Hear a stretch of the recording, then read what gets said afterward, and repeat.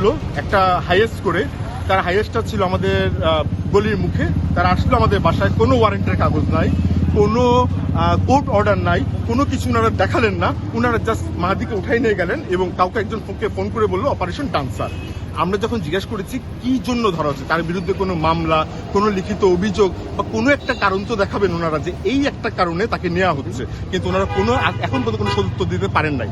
এখন আমরা আমার ভাইরে নিয়ে আমরা খুবই চিন্তিত এবং আমরা দোয়া চাই হবিগঞ্জের মানুষের কাছে তার জন্য। এবং থানা থেকে আমাদের কোনো কিছু জানানো হচ্ছে না।